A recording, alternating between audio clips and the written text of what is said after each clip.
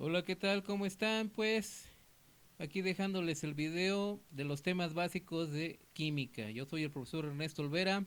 Espero que recuerden estos temas, ya lo hayan leído y entonces estén un poco más empapados de lo que es estos temas de la química, que desde cursos anteriores que han tenido, pues hay que recordarlos, muchachos, hay que dedicarse, hay que estudiar, hay que leer y eso sí bastante, pero pues, echándole ganas, la constancia y la paciencia los vaya a sacar adelante, ¿vale? Entonces vamos a recordar algunos de esos temas. Bueno, empezamos con lo que son las sustancias químicas y según el material que vamos a ocupar, primeramente hablaremos de lo que es una sustancia química. Primero, los fenómenos físicos y químicos. Esos fenómenos suceden en la naturaleza y es cuando se presentan cambios en las sustancias en donde no se modifica su estructura interna. Por ejemplo, una hoja de papel, si nosotros la doblamos, si nosotros la arrugamos, pues sigue siendo una hoja, solamente fue un cambio físico. Y un cambio químico es cuando sí presenta una modificación en su estructura interna del material. Es decir, si dejamos un clavo o un metal a la intemperie, se moja por la acción del oxígeno del medio ambiente, se llega a formar una capita roja y ese es el óxido. Entonces esa sustancia nueva, el óxido, óxido de fierro, de hierro, pues ya es un fenómeno químico, ¿sí? Entre otros más. Pero para esas sustancias vamos a clasificarlas en sustancias puras como es el elemento y el compuesto.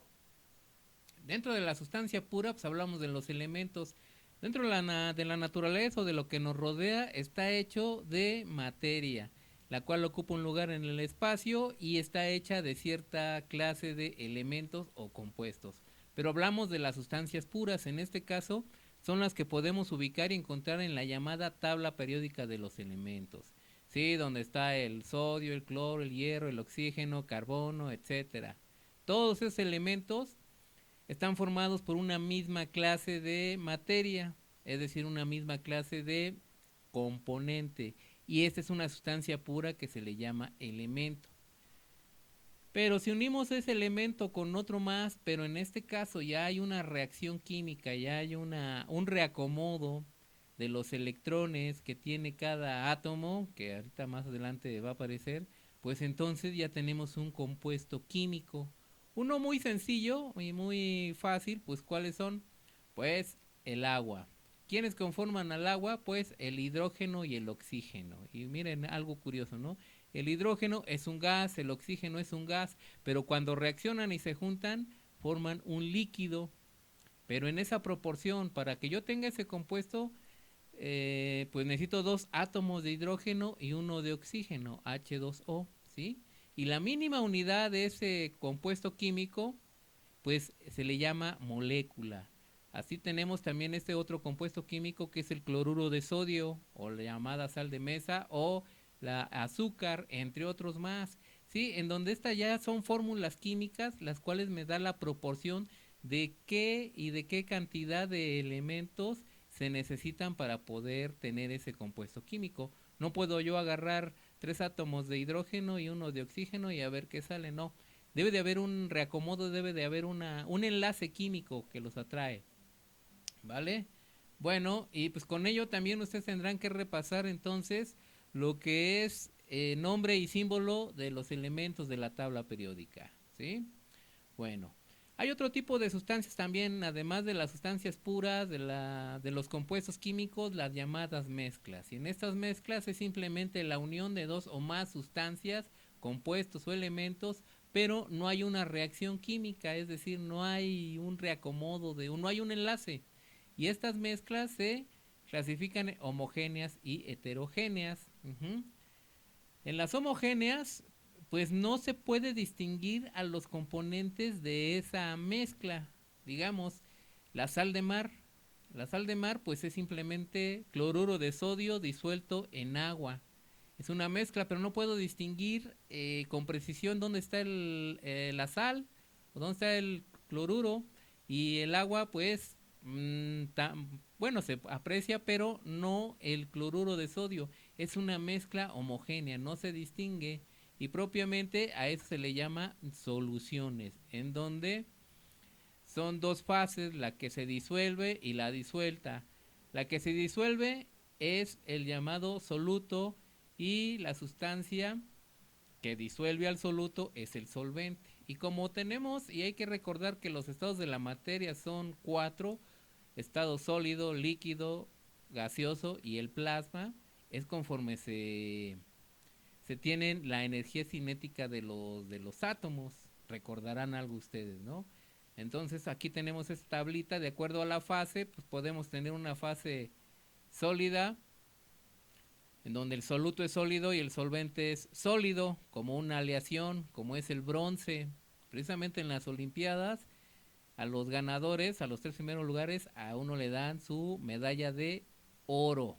Está hecho de un elemento puro, puros átomos de oro, luego de plata, y el tercer lugar es de cobre, pero perdón, el bronce, pero ese bronce no lo encuentro en la tabla periódica. ¿Por qué? Porque es una aleación, es decir, es un sólido disuelto en otro sólido, ¿sí? Si tengo una fase líquida donde el soluto es líquido, es un gas, y el solvente es un líquido, entonces tengo este ejemplo de donde tengo un sólido disuelto en un líquido, como el agua de mar, como el vino, como el refresco, ¿sí? Y si es un gas en otro gas, pues estamos hablando, un ejemplo claro, lo que es el aire, lo que respiramos, que es el oxígeno, pero en el aire, además del oxígeno, se encuentran otros gases como el dióxido de carbono, nitrógeno, entre otros más, ¿sí? Y dentro de estas mezclas que son homogéneas y propiamente llamadas también soluciones, según la cantidad de soluto que pongamos en el solvente, nosotros podemos llamar que de una manera cualitativa, o sea, de su cualidad, la podemos clasificar en esas que vemos aquí, que pueden ser soluciones saturadas, no saturadas o sobresaturadas, ¿sí? Si son saturadas es que contiene la máxima cantidad de soluto que puede disolver a una temperatura y presión estándar. La presión estándar pues es a la presión a la que vivimos nosotros, que pues ya estamos acostumbrados a ella. Lo que sí podemos controlar es la temperatura. Se darán cuenta que en un café, cuando quieren preparárselo, que es una solución donde el solvente es el agua y el soluto es el café y o el azúcar, pues llega el momento, si le ponemos demasiada azúcar y está caliente el agua, pues puede disolver fácilmente la cantidad de azúcar, pero conforme se va enfriando, ese soluto, el azúcar, se vuelve a solidificar. ¿Por qué? Porque ya gracias a la temperatura que va bajando ya no es posible, y entonces vemos en la parte de hasta abajo de la taza que se asienta. Eso quiere decir que entonces era una solución saturada. Uh-huh. O términos cotidianos también que podemos usar al respecto, cuando dicen que está muy cargada, le pusiste mucho café, y si no le pones casi café, pues entonces sería una solución diluida o simple, pero concentrada es cuando se tiene la cantidad idónea de soluto disuelto en el solvente, ¿vale? Bueno, el otro tipo de mezclas son las heterogéneas. En este caso sí se puede ver los componentes de esa mezcla. Un ejemplo muy fácil y sencillo, ¿no? Como la sal y arena o grava, ¿sí? Ahí podemos distinguir precisamente. O algo muy sencillo todavía, algo que es llamado el pico de gallo. Los que se metan a la cocina o algo así sabrán que el pico de gallo pues lleva precisamente tres componentes, que es la cebolla, el jitomate y el chile, me parece. Bueno, el chiste es de que podemos distinguir esos componentes de, de esa mezcla, como una torta. Podemos ver ahí donde se encuentra el jamón, la mayonesa, etcétera, etcétera, ¿sí? Esas son las mezclas que son heterogéneas. Aquí llegamos a lo que es la estructura atómica. Ya lo habíamos mencionado, la mínima unidad de un elemento, a lo que todavía puedo llamarle cobre, plata, zinc, etcétera, es el átomo. Es la mínima unidad. Que átomo en griego quiere decir que es indivisible, gracias a Demócrito, que fue el que lo bautizó con ese nombre. Años después se dieron cuenta, ¿no? Que que el átomo todavía se podía dividir en partículas subatómicas, pero pasaron muchos años y no fue de la noche a la mañana, sino a través del tiempo, en las partículas subatómicas, que son las más representativas, el neutrón, protón y el electrón. Neutrón, como su nombre lo dice, tiene carga neutra, igual positiva y negativa. Los protones tienen carga positiva y electrones carga negativa. Y un elemento pues tiene ciertas características. Dmitri Ivanovich Mendeleev fue el primero que empezó a hacer esa clasificación de los elementos que había en la naturaleza. Los empezó a acomodar según su número atómico o ciertas características que él notaba al respecto. Y con ello, entonces, cada átomo es diferente. Cada átomo es diferente, es decir, no quiere decir que los átomos de plata sean igual a los de cobre, de oro, del oxígeno y demás. Tienen, por su número atómico, tienen ciertas características. ¿Y qué es el número atómico? El número de protones o electrones que tiene el determinado átomo. Ajá. Como veremos aquí más adelante. El número atómico, entonces, es eso. Y la masa atómica es la suma de protones y neutrones que puede tener un átomo. Simplemente se suman, ¿sí? Digamos, aquí tenemos el sodio, que según aquí como está distribuido, tiene 11 protones y 23. Aquí no lo dice. Su masa atómica es de 23, ¿sí? Igual aquí como el cloro, su número atómico, el número de protones son 17, 17, entonces la suma de protones más neutrones me va a dar esta cantidad que sería 23 y 35 respectivamente, ¿sí? Un átomo eléctricamente es neutro, es decir, tiene el mismo número de protones y el mismo número de electrones, pero puede variar su número de electrones. Por eso oímos luego escuchar el carbono 14. El carbono, su número atómico es de 12, entonces debería de tener 12 protones, 12 neutrones y 12 electrones, que son los que giran alrededor. Es decir, un átomo es como un pequeño sistema solar en donde en el núcleo se encuentran los protones y los neutrones. Y girando alrededor en órbitas elípticas se encuentran los neutrones. Pero si tienen un número diferente de neutrones, entonces son los llamados isótopos, ¿sí? Y después de Demócrito, pues vinieron otros científicos, otros curiosos, tratando de averiguar más sobre lo que constituye la materia, y pues se dieron modelos como fue el de Dalton, Thomson, Ernest Rutherford, Niels Bohr. Aquí nos da una semblanza de lo que ellos pudieron decir. Y el más, uno de los más aceptados ya por los hombres de ciencia fue el de Niels Bohr, que era como un pequeño sistema solar. Los electrones giran alrededor del núcleo en órbitas circulares y tiene 7 órbitas, que es el K, L, M, N, O, P, Q. Y dentro de esos orbitales tiene otros orbitales atómicos, que es el NLMS, donde pues ya su estructura íntima de los átomos es un poquito más laboriosa y de más de detalle. Pero basta con saber de momento y recordar que esos son los orbitales atómicos. Y tienen una cierta estructura, una cierta manera en la cual giran alrededor del núcleo los electrones. Y para ello, pues se puede hacer las configuraciones electrónicas, ¿no? Es decir, el acomodo de los electrones. Como los electrones están girando alrededor del núcleo, en un momento sube, en un momento baja, por así decirlo, a eso se le llama el spin, donde puede ser positivo hacia arriba y negativo hacia abajo. Y para hacer la configuración electrónica es el acomodo de esos electrones según el elemento en esos orbitales, que es el S, P, D y F. Y a través de esta regla, en donde también se le conoce como las reglas de las diagonales, porque se utiliza de la siguiente manera. Aquí empieza 1S, 2S, se regresa y sería 2P, 3S, se regresa 3P, 4S y así se va hasta hacer la configuración electrónica de un determinado elemento. Aquí tenemos un pequeño ejemplo, como el carbono. Les decía, el carbono, su número atómico es de 12. En su núcleo se encuentran los protones y neutrones, que deberían ser 6, ¿sí? Bueno, ¿cómo es su configuración electrónica? Pues primero sería 1, acá como empieza, 1s, y al orbital S le caben 2 electrones.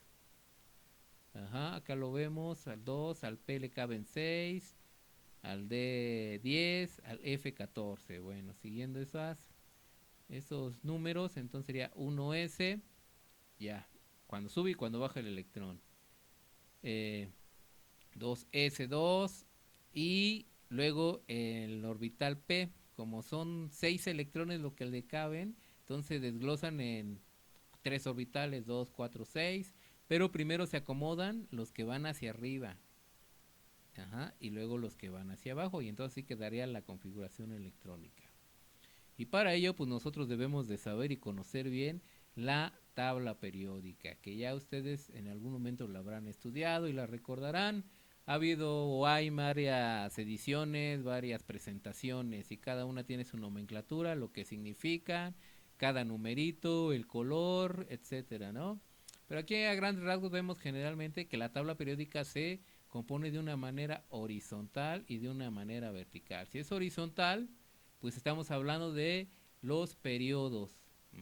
Periodos. ¿Cuántos periodos tiene la tabla periódica? Tiene 7. En el primer periodo, aquí empieza con el hidrógeno y su número atómico es 1.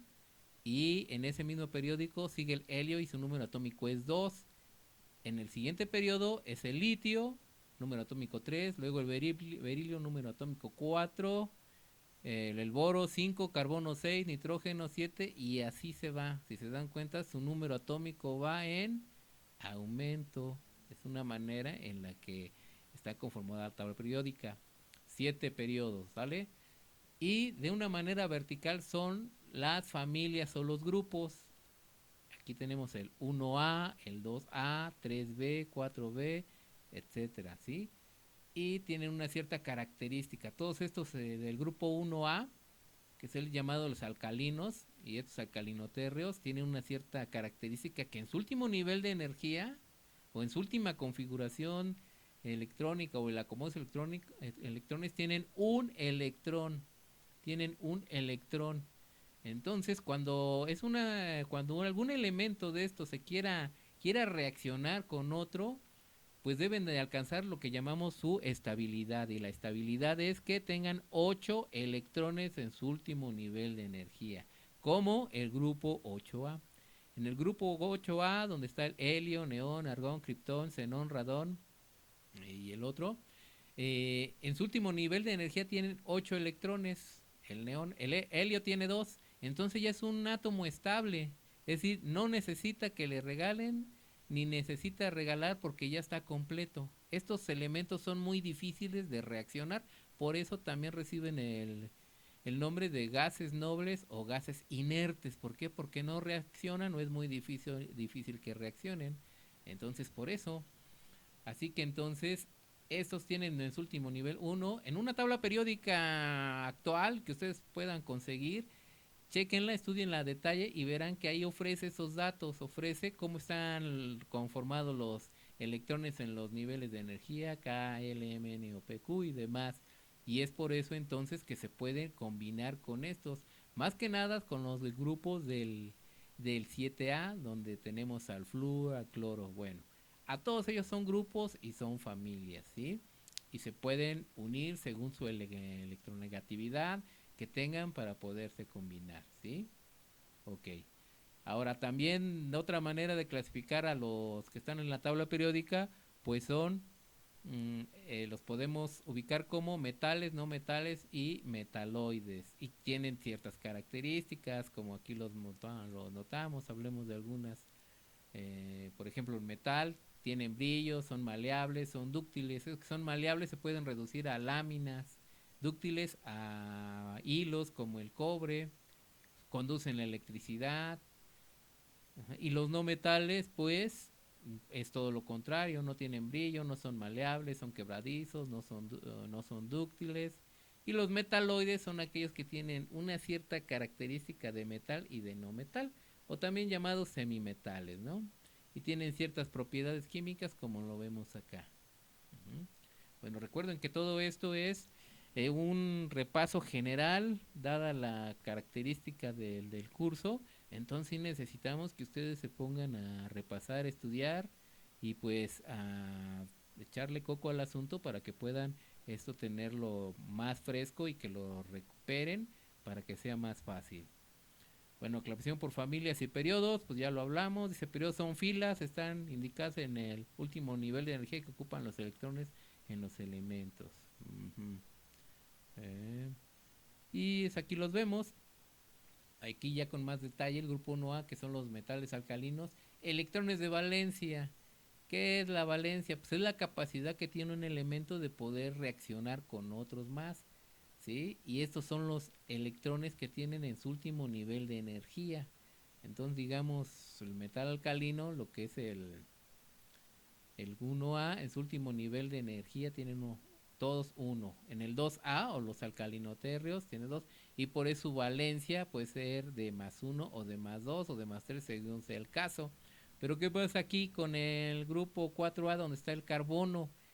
Tiene 4, digamos que está a la mitad, puede regalar o puede ceder electrones y por eso positivo o negativo que se tenga, ¿sí? El de los halógenos, estos son muy propensos a reaccionar. ¿Por qué? Pues porque en su último nivel de energía tienen 7. Por eso el cloruro de sodio es muy fácil de poder hacer este enlace, esta reacción química y un enlace iónico, donde el sodio en su último nivel de energía tiene 7. Ajá. Si este cloruro de, bueno, si el cloro lo combinamos con el sodio, y el sodio en su último nivel de energía tiene 1 porque está en el grupo 1A, pues ya forman los 8. Y así se da entonces lo que es la reacción química y el enlace químico de ellos. Y los gases nobles e inertes, como decíamos, en su último nivel de energía, pues está completo, o sea, su valencia es de 0. Uh-huh. A eso de combinarse uno, de reaccionar uno o más elementos, pues se llama la regla del octeto, ¿sí?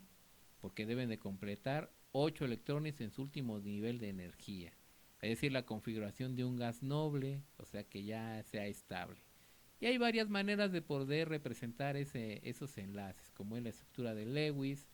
Aquí, como decíamos, en el grupo 1A, como en el sodio, en su último nivel de energía tiene un electrón, por eso valencia es 1 y es un puntito. El magnesio tiene 2, el boro tiene 2, el carbono tiene 4 electrones y de esa manera este, se representa, ¿sí? Bueno, y pues algunas de esas propiedades hace que entonces sean más electronegativos o menos electronegativos para poder atraer electrones y formar un enlace, ¿sí? Ok, bueno, y aquí están los enlaces, es la fuerza que mantiene junto a grupos de dos o más átomos y hacen que funcionen como una unidad. Un tipo de enlace, pues es el iónico. Se forma al unir un metal con un no metal. En este enlace, el metal transfiere sus electrones al no metal. Ujú. Como aquí vemos este ejemplo, el cloruro de sodio, sodio y cloro, y este otro también que es sulfato de bario, donde tenemos el bario, el azufre y el oxígeno en esta proporción. Ajá, es decir, 4 átomos de oxígeno, uno de azufre y uno de bario. Ujú. Bueno, otros ejemplos que tenemos también de enlace covalente, enlace no polar, ajá, y clasificación de esos elementos. Ahora también para poder nosotros nombrar esos compuestos químicos con anterioridad, quien los había descubierto lo bautizaba y le ponía el nombre que quería. Y como la comunicación no era tan rápida o tan plena como hoy en nuestros días, pues entonces pues era difícil que los químicos de ese entonces se pudieran decir, bueno, lo voy a llamar así.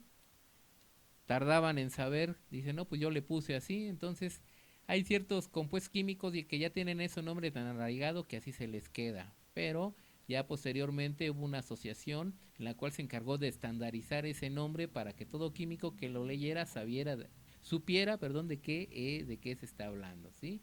Y este tipo de compuestos son los óxidos, que simplemente es la unión de un metal con el oxígeno y es un óxido metálico.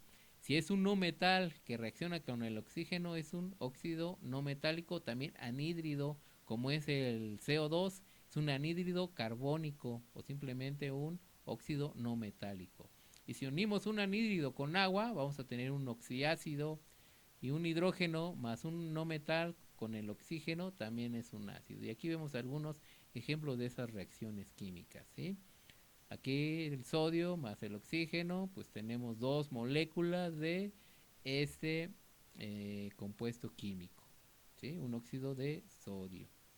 Este 4 quiere decir que son 4 átomos o 4 moléculas y una molécula de oxígeno y nos da como resultado 2 moléculas y demás. Bueno, con esto y para no hacernos muy largos ya, importante también es conocer el concepto de mol. Es el número de moléculas de oxígeno que hay en 32 gramos de oxígeno. Es el número de moléculas contenidas en el peso molecular relativo de un compuesto cuando ese peso es medido en gramos. Bueno, simplemente vamos a entender que así como una docena tiene 12 y una centena tiene 100, un mol siempre va a tener esta cantidad, 6.02 por 10 a la 23 átomos. Ese es un mol. El peso molecular en gramos de cualquier especie química se llama gramo mol o simplemente mol. Por tanto, un mol de cualquier especie química, atómica, molecular, iónica contiene esta cantidad, ¿sí? De partículas individuales. ¿Y cómo se calcula el peso molecular de un compuesto químico? Aquí tenemos el ácido sulfúrico H2SO4, en donde entonces tenemos 2 átomos de hidrógeno, 1 de azufre y 4 de oxígeno, ¿sí? Entonces el elemento del hidrógeno son 2 átomos, su peso atómico es de 1, entonces el peso total del hidrógeno es de 2. El azufre tenemos un solo átomo, pero el átomo de azufre, si vemos a la tabla periódica, ya redondeando su valor, es de 32.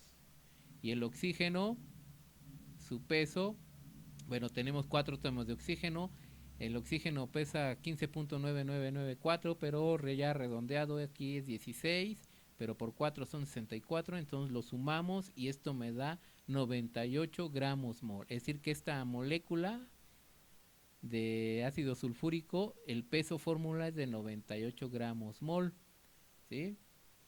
Luego podemos hacer la conversión de gramos a mol y de mol a gramos. Siguiendo esta formulita, obtener el peso molecular, sustituyen la fórmula, ¿sí?